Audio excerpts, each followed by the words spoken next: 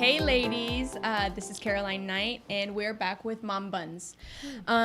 Today I wanted to talk about my birth experience and really what the body of a woman goes through, which is, I think, what makes us amazing, right?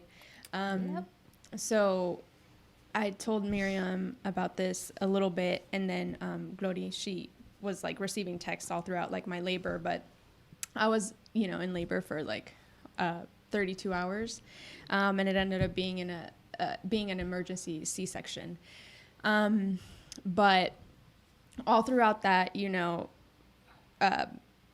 it's just incredible. Even from like the time that you get pregnant to the time that like your baby comes out into this world, and honestly, even after that, what the human body can do, the woman's body can do, is, I think, like no other, right? Just the creation of God is so perfect in that. So just some like quick and cool facts about the human body, right? I love my favorite. I know, it's amazing. It's amazing, facts, right? Yeah. So the uterus, right, can expand between 500 to 1,000 times its size. And I was like, no, these numbers can't be real. Like those are too crazy. So like I had to fact check myself, and like sure enough, like that is true. And just to give you guys like some perspective, it goes from like the size of an orange, right, to the size of a watermelon. The size of an orange to the size of a watermelon. It's mind blowing. It's unreal, right? And all to bring a life into this world, which is like such an honor, right? And then also your body creates something out of nothing. And I'm not talking about the baby, because that is amazing in itself, but it creates an organ, right, which is the placenta, and it gives nutrients to the baby that you have inside of you. So just even the fact that like we can create an organ just boom out of like thin air, of the need, not just the air. Yes, out of like you need to in order like your baby to be alive, and even you, right, because it's like a symbiotic relationship. For those nursing mamas out there, your body creates milk out of what's already in you. I know. So amazing. And it keeps your baby alive. Yeah. Right. Okay, so quick confession. Like I love my mom. Like she's the most amazing thing ever. I love Glori, but I never really understood like what being a mom was until I went through all of that. That's me. Right? Like my hat's off, 1,000, a million respects, like like amazing, because of not even this, but like just going through it myself, being in labor for that long, only to have it end up being a C-section. Like it made me sad, but just thinking about it, like a C-section is a surgery in itself. So you not only brought a baby into this world, but like you had a C-section. Major surgery. Right? It's a major surgery. And then you get to go home like 3 days later. So it's like, we know that we are strong. We know that we are capable, right? Which brings me to the point that because our body goes through all of this, right? We are super women. It's a superpower, but we can't do it ourselves, right?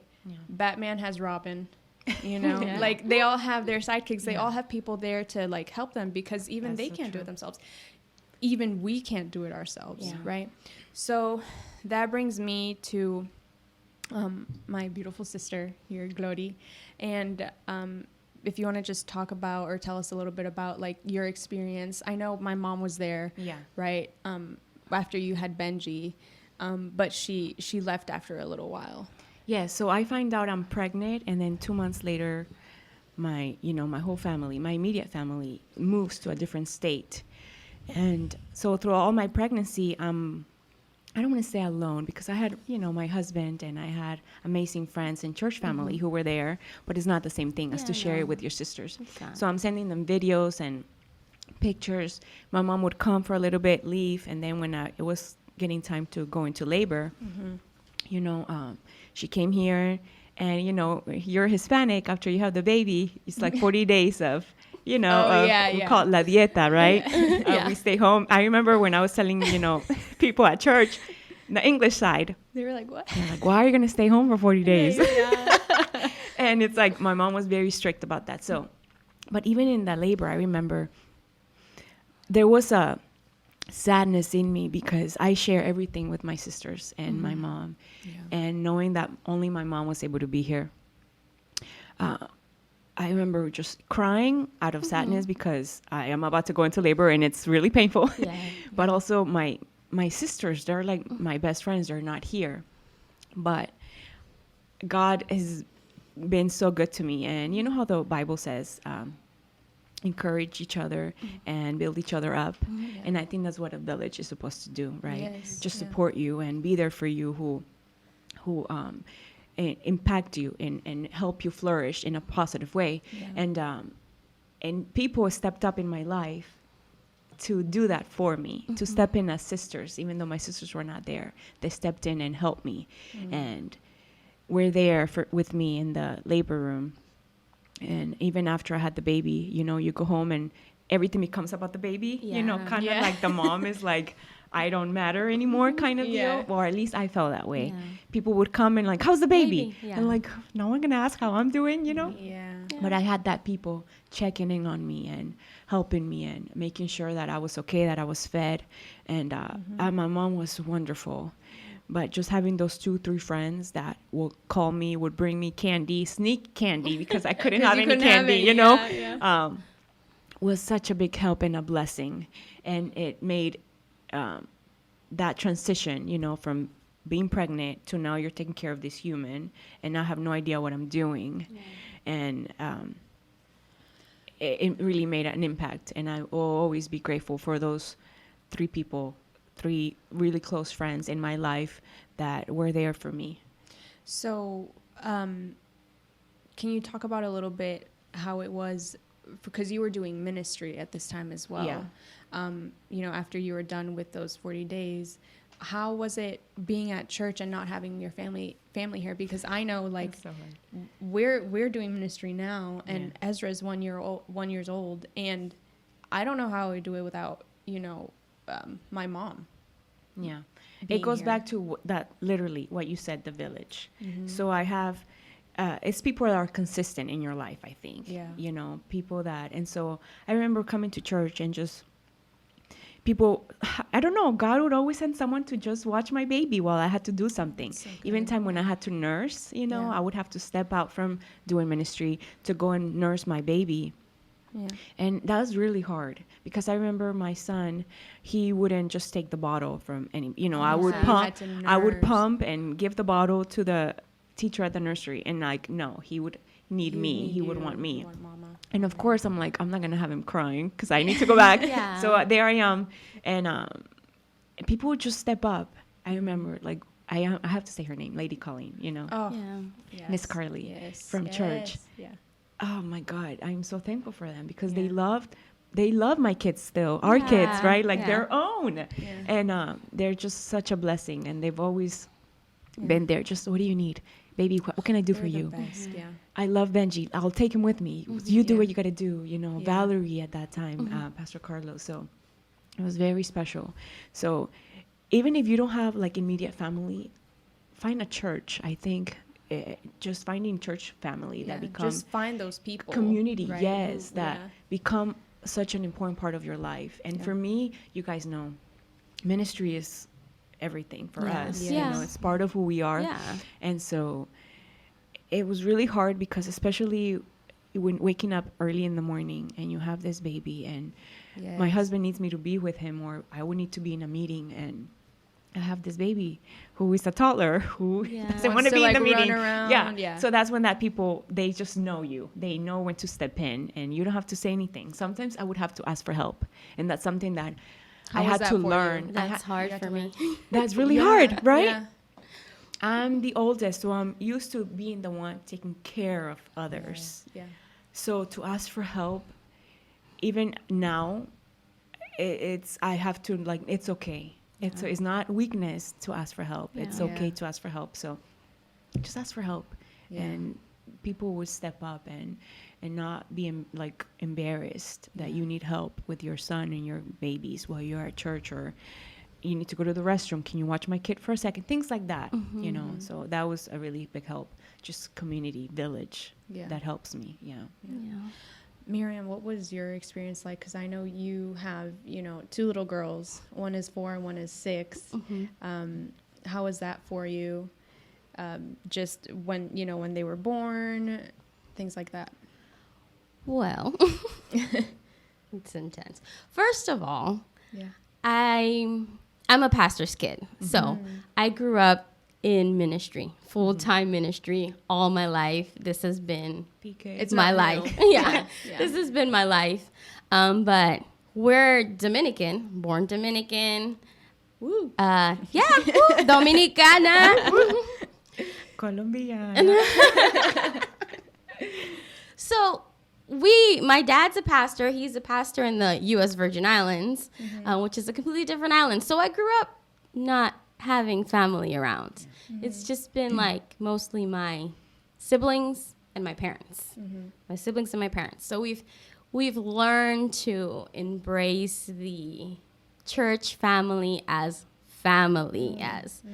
community, as the village required to take care of and help our children grow. So that's been a big part of who I've been growing up and existing. I've learned a lot from church members, not only just my parents, but elders who were in the church who took care of us like they were grandma and grandpa and uncle and aunt. So that was my childhood.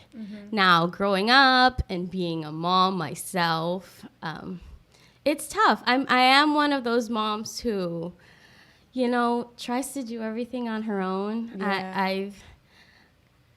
I feel like I lost my mom when I was 19. So since then, I've had to be like, you know, do things for myself, typically that you would have a mom do. At 19, my sister and I had to learn to be and do the things in the house because it was just us and my dad, you know. We had to clean, we did the cooking, we did all of that. So growing up and getting married and doing all of that, I already had, I'm going to do things for myself. Like, I don't need your help. Like put up a wall. Yes. You know? And growing up, I was like, in 19, I was like, I don't want to be my mom, you know? I don't want to be my mom. I'm going to be a worker. I'm going to do this. I'm going to do that. I don't want to be my mom. And then growing up and having kids and 2 girls back to back, like literally back to back. And I think about all the things my mom did. And I was like, man, if I could only be half or a quarter of what my mom was, you know? Because it's hard with 2 kids and working and, you know, having to be a wife. And it's hard. But I've learned that I've had, like Gloribeth said, people I can do ministry, and there's people there that love my kids enough to want them to do good and want to take care of them and embrace them as their own, you know, our little village. And they just came in when you need them, you know? And that just goes to show you that when you're doing what it is that God has called you to do, that He knows your situation. He'll provide for that. He knows that you have kids, and He gave those kids to you, and He's gonna involve them in it however He has to, and He's gonna bring the people that need to be there. So I appreciate that, but God knows that what I needed.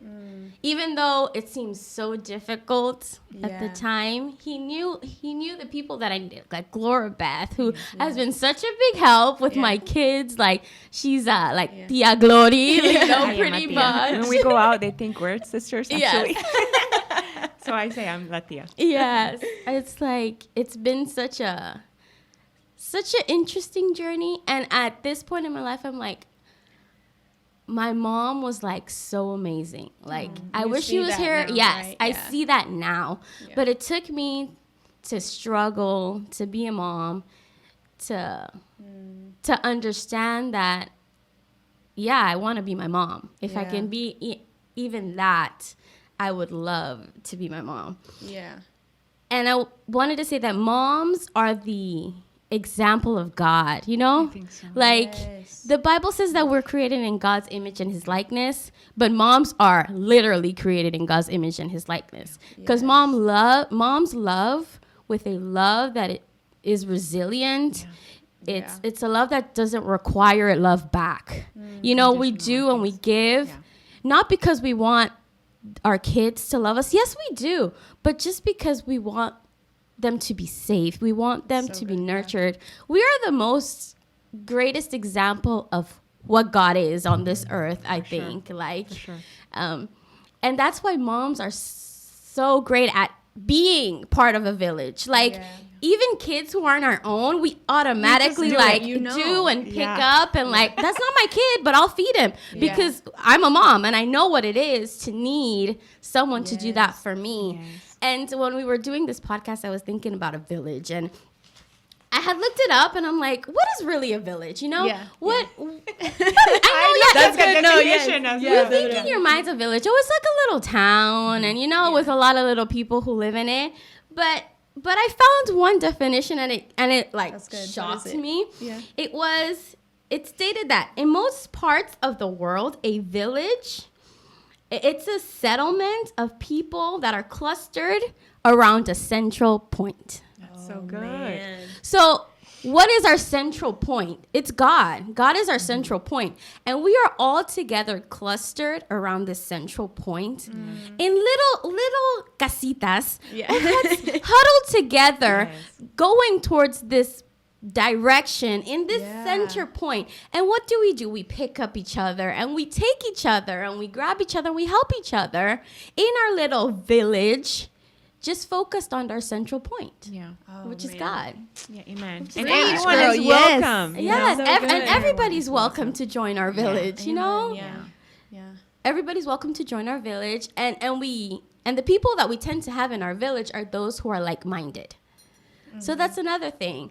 Find like-minded people that have the same values, people that have the same ideals, people that have the same focus. Yeah. And those are the people that you surround yourself with, that become your village, you know? Yeah. Sorry, I talked too much. No, that is so good. That is so good. And very true. Yeah. So a quick question for you. From the time that, you know, you became a mom, or maybe even when you were pregnant, do you think, and looking at yourself now, do you think that it's become easier for you to ask for help? Ooh. It's never easy for me. No? I'm a perfectionist at nature, and I will cause myself, I think, still to this day, I think it's a little less, but I would still cause myself to fail a little bit before I ask for help. Oh, okay. And that's just, it's a struggle in me, because in my mind, I'm like, I can do it. And it's the perfectionist in me. Yeah. It's just the perfectionist in me that wants to prove to myself that I can, until I'm like, you know what? I can't. Yeah. I can't. Yeah. What about you? Do you think it's gotten easier for you? You know what? I think so. And I remember telling even you sometimes, just ask for help. Or even, I was going to say jump on what you said. We need to check on each other. I think that's something that a village does for each other, a community. We check on each other. Yeah. And if you're thinking about a mom or someone, just give them a call. Call them, check on them. What can I do? Or I'm not one to just show up at someone's house and show up and like, hey, I'm here. I brought you some dinner. Let's sit down. But some people are okay with that. Yeah. So just check on each other. And I think I've gotten better about asking for help, for sure. I always would ask my mom, even my mom. Sometimes I'm embarrassed to ask her to watch my kid. Yeah, and she would get so mad at me, me. I'm here, I'm grandma, I love my grandkids, but it's a struggle. Again, I'm like a perfectionist, and I rather suffer more than just make someone else uncomfortable. I agree. I think that I'm gonna make them uncomfortable. Yeah, because I'm like, I brought these kids into this world. Yeah. I should suffer to take care of them. Right? Oh, man. That's my thought. Yeah. I brought them into this world. I should suffer. Yeah. But, I mean, other people want to suffer with my kids, too. It's true. It's true. Yeah, no, I think for me, it's, I'm kind of like you. Like, I want to do everything myself. And it's embarrassing for me to, to ask for help sometimes. It's like, no, I can do it. But I've been working on it. Yeah. You have. But yeah, it's just, but it is hard. But I love what you said about, there is a central point. And I think when we keep that in mind, it makes it easier to not only ask for help, but to be the help. Yeah. So yeah, I love that. I completely agree. But that brings us, I think, to our mama tip of the day. Can't wait to hear. And Miriam is going to share that with us. Well, my mama tip is organization. Woo! Lord, I live and breathe Yes. organization. I can approve to that. Really? Oh my gosh. Yes. So at my beginnings of being a mom, I don't think I was as organized. Okay. A little bit here, a little bit there, but I realized doing things the night before, packing the bags the night before, cutting snacks the night before, putting everything away, setting clothes out the night before makes for such an easier morning. And the days that I am lazy and don't do that is the day that the alarm doesn't ring, or it's the day that I hit snooze, or it's the day that the kids just refuse to get up. So just prepping my life for the next day, even just writing down what's going to happen the next day, is such a smoother journey. Yeah. It starts your day off so much smoother. Prep your coffee pot, prep your water, prep your snacks, whatever. Just do it. Just take a little extra time the night before, and you will completely be happier the next morning. Yes. I promise you. I agree. That's so true. agree. I know you do this thing. We went to the zoo together one time, and you do this thing where you freeze their little Juice boxes. Yes. And just put it in their little In their lunch to go, box. and it keeps everything cold. Yes, and it'll thaw by lunch. And that to me, I was like, wow, this is mind blowing. But that's like organization too. You just Put it in the make freezer the easy. night before. When you pack the lunch box, put the juice box in. It'll keep everything nice, sandwiches, and it'll be thawed out by lunch. So Boom, ready to go. Oh, that's so good. But in the days that the alarm doesn't go off, in the days that you forget to pack things, again, wake that husband up. Like, hey, Yes. get up, bring help. Because again, it's not just you. It's not only up to us. Yeah. And remember that it does take a village. yes.